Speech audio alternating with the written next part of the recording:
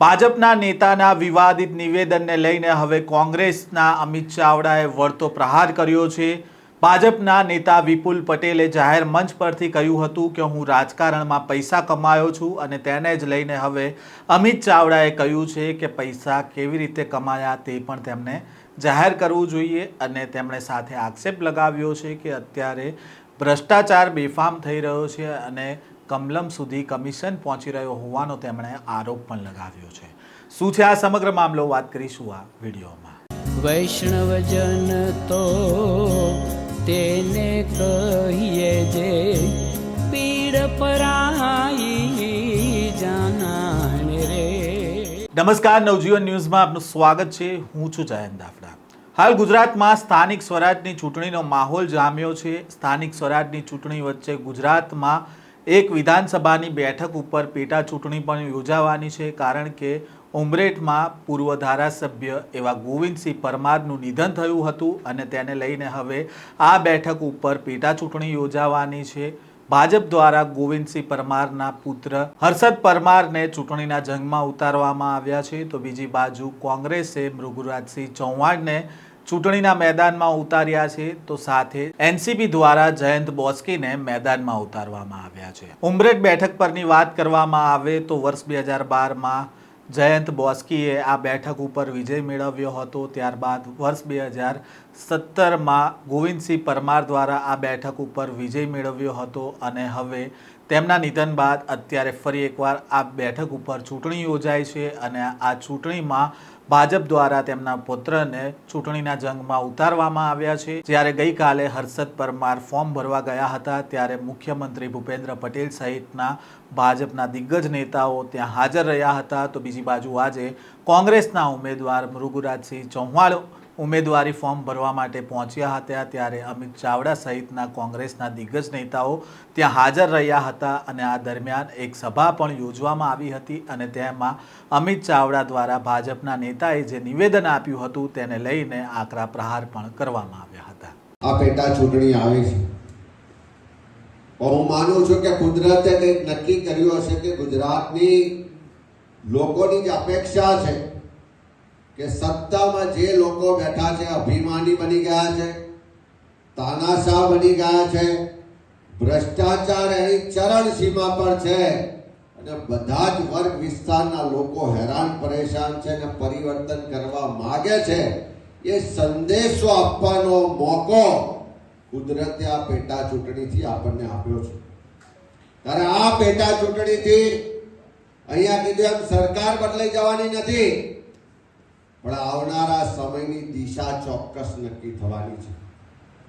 જેમ હમણાં જ હું ગઈકાલે ટીવીમાં જોતો હતો કે શરમ સાથે કહેવું પડે કે આ આપણી ચરોતરની ધરતી પર જે પશુપાલકો પડસેવો લોહી રેડીને દૂધ ઉત્પાદન કરે છે, એ લોહી ને પડસેવાનું દૂધ અમૂલ ડેરીમાં જમા થાય, જેમાંથી લાખો લોકોનો ઘરનો ચૂલો સળગે છે, એનો પૂર્વ ચેરમેન ભાજપના સ્ટેજ પરથી એમ કે આ મેં ભ્રષ્ટાચાર કર્યો છે, રાજકારણથી પૈસાદાર બન્યો છું, આ રાજકારણમાં આવીને મેં લૂંટ ચલાવી છે, આ લોકોના પૈસા મેં લૂંટ્યા છે અને મેં ગાડી બંગલા વાળા પૈસા વાળા થયા છે, એવું ભાજપનો એક નેતા ભાજપના મંચ પરથી કે એ જ બતાવે છે કે આ લોકોની તાનાશાહી આપખુદશાહી અભિમાન આસમાને છે। સાંભળ્યું તો કે નહીં બધા? એક ભાજપનો નેતા એક રાજ્યનો મુખ્યમંત્રી કે એમનો વડાપ્રધાન કે કોઈ એને વખોડ્યું નહીં। આવું બોલનારાને જો તાત્કાલિક સસ્પેન્ડ કર્યો હોત તો લાગ્યું હોત કે આ ભાજપ ભ્રષ્ટાચાર સામે વિરોધમાં છે અને નાથવા માંગે છે, પણ બધા જ તાલીઓ વગાડતા હતા। એનો મતલબ કે જે પણ ભ્રષ્ટાચાર થાય છે એ કમિશનના પૈસા કમલમમાં પહોંચે છે અને આખી સરકારને આખી ભાજપ આ ભ્રષ્ટાચારમાં ઇન્વોલ્વ છે। એટલે આજે જે આપણે ચૂંટણી લડવા જઈએ છે, ખાલી બે ઉમેદવારો વચ્ચેની ચૂંટણી નથી, પણ આ ગુજરાતની જનતાને જે તકલીફ છે, જે પીડા છે, જે દર્દ છે, જે આક્રોશ છે, એનો અવાજ બનવાની ચૂંટણી છે. આ ભાજપના નેતાઓ જેની પાસે સાયકલનું પણ ઠેકાણું નતું, આજે ગાડી બંગલા વાળા થયા છે. આજે મારા તમારા પરસેવાના ટેક્સના પૈસાની લૂંટ ચલાવે છે. એવા લોકોને રૂપ જાઓ કહેવા માટેની આ ચૂંટણી છે. હું માનું છું કે જોડે જોડે તાલુકા જિલ્લા પંચાયતની પણ ચૂંટણી છે. ભૃગુરાજસિંહ જેટલો પ્રચાર કરશે, જેટલા લોકોને ઘેર ઘેર જઈને વિનંતી કે હાથ જોડીને પોતાના માટે માંગણી કરશે, એના કરતા અનેક ઘણી મહેનત આપણે બધા કાર્યકરોએ કરવાની છે. ઉમરેઠ વિધાનસભાની પેટા ચૂંટણી માટે કોંગ્રેસ પક્ષના ઉમેદવાર ભૃગુરાજસિંહ ચૌહાણનું આજે ઉમેદવારી ફોર્મ ભરવા જઈ રહ્યા છે. સમગ્ર ઉમરેઠ વિસ્તારના લોકો એ ચકાસેલો, નાણેલો, અનુભવી 15 વર્ષ સુધી તાલુકા પંચાયતના પ્રમુખ તરીકે જેમણે સેવા આપી છે, કામ કર્યું છે, એવા અનુભવી ઉમેદવારને કોંગ્રેસ પક્ષે તક આપી છે. ત્યારે આખા વિસ્તારના લોકો, ખાસ કરીને ઉમરેઠ તાલુકો, ઉમરેઠ વિધાનસભા વિસ્તાર, ભારતીય જનતા પાર્ટીની આ ડબલ એન્જિન સરકાર હોવા છતાં પણ વિકાસથી વંચિત છે. લોકો અનેક રીતે હેરાન પરેશાન છે. આખા ગુજરાતની જનતા મોંઘવારીને કારણે ઘર ચલાવવાનું મુશ્કેલ છે. ભાજપના રાજમાં ભ્રષ્ટાચાર શિષ્ટાચાર બન્યો છે. ચારે બાજુ ઉઘાડી લૂંટ ચાલે છે.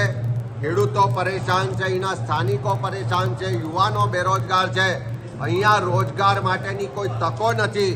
એવા સંજોગોમાં જે ગુજરાતની જનતા પરિવર્તન ઝંખે છે, એનો સૌથી પહેલો સંદેશ આપવાની શરૂઆત આ ઉમરેઠ વિધાનસભાના લોકોએ તૈયારી કરીને સંકલ્પ કર્યો છે. ત્યારે આજે ખૂબ મોટી સંખ્યામાં આગેવાનો, કાર્યકરોની ઉપસ્થિતિમાં ફોર્મ ભરા છે.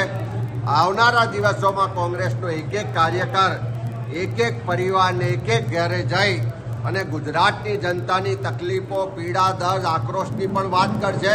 અને ઉમરેઠના લોકોની જે સમસ્યાઓ છે, જે પ્રશ્નો છે, જેની સુનવાઈ આ ડબલ એન્જિન સરકારમાં નથી થતી, લાંબા સમયથી ભાજપના ધારાસભ્યો ચૂંટાવા છતાં આખો વિસ્તાર વિકાસથી વંચિત છે, એ ઉમરેઠની પ્રજા આવનારા સમયમાં એના માટે સક્રિયતાથી કામ કરે. આપે સાંભળ્યા અમિત ચાવડાને. તેમણે ઉમરેઠ બેઠક ઉપર જીતનો વિશ્વાસ વ્યક્ત કર્યો હતો. સાથે જ અત્યારે ભ્રષ્ટાચાર બેફામ થઈ રહ્યો હોવાનો તેમણે આરોપ લગાવ્યો હતો, કમિશનનો આરોપ લગાવ્યો હતો. સાથે જ વિપુલ પટેલ દ્વારા જે નિવેદન આપવામાં આવ્યું હતું તેને લઈને વળતો પ્રહાર પણ કરવામાં આવ્યો હતો. આ પ્રકારના સમાચાર અહેવાલ સાથે ફરી મળીશું. નવજીવન ન્યૂઝ સાથે જોડાયેલા રહેજો.